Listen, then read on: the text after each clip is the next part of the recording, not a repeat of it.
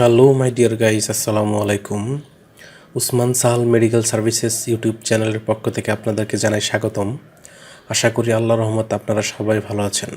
বন্ধুগণ, আজকের ভিডিওতে আমি আপনাদেরকে মুখের ব্রণ, কালো দাগ বা ত্বকের কালো দাগ, ত্বকের মেস্তা ইত্যাদি দূর করে এমন একটি কার্যকর মেডিসিন এবং মেডিসিনটির নাম, দাম, গ্রুপ বা জেনারিক নাম, প্রস্তুতকারক কোম্পানির নাম, দাম, খাওয়ার নিয়ম এবং এর সাইড এফেক্টস বা পার্শ্ব প্রতিক্রিয়া সম্পর্কে আলোচনা করব।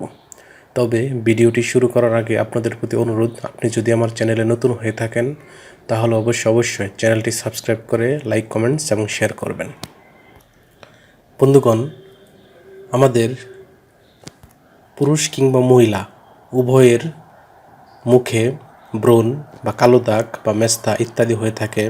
এইসব সমস্যা সমাধানের জন্য আমরা অনেক সময় ডাক্তারের শরণাপন্ন হই এবং বিশেষজ্ঞ ডাক্তারগণ তাদের পরামর্শপত্রে বা প্রেসক্রিপশনে যে ওষুধটির কথা লিখে থাকেন তার নাম হলো অ্যাকনি জেল। এটির গ্রুপ বা জেনারিক নাম হলো অ্যাডাপালিন এবং বেনজোইল পেরক্সাইড। এটির উৎপাদনকারী প্রতিষ্ঠানের নাম হচ্ছে Acme laboratories limited. Acne gel এর দাম, যেটি 10 গ্রাম টিউব, সেটির দাম 160 টাকা মাত্র। এটি ব্যবহারের নিয়ম হচ্ছে যাদের বয়স 12 বছর বা তার ঊর্ধ্বে তারা ব্রণের চিকিৎসায় এটি ব্যবহার করতে পারবেন। অর্থাৎ 12 বছরের নিচে যাদের বয়স তারা এটি ব্যবহার করতে পারবেন না।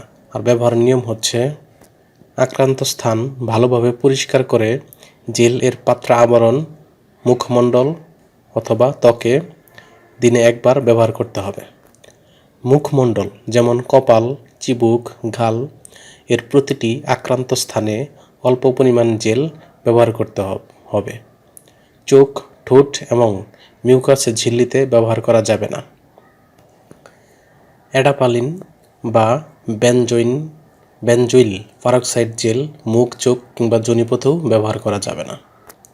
পাশাপাশি দুটি ভিন্ন ধরনের ব্রণের ওষুধ ব্যবহারের ক্ষেত্রে বিশেষ সতর্কতা অবলম্বন করতে হবে, কারণ এর ফলে ত্বকে অস্বস্তিকর অনুভূতি সৃষ্টি হতে পারে।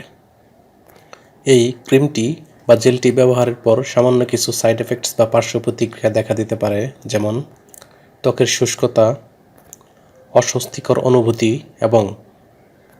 এবং তাপে প্রদাহ দেখা যেতে পারে। গর্ভাবস্থায় এবং স্তন্যদানকালীন সময়ে এটি ব্যবহারের পূর্বে অবশ্যই রেজিস্টার্ড চিকিৎসকের পরামর্শ নিতে হবে।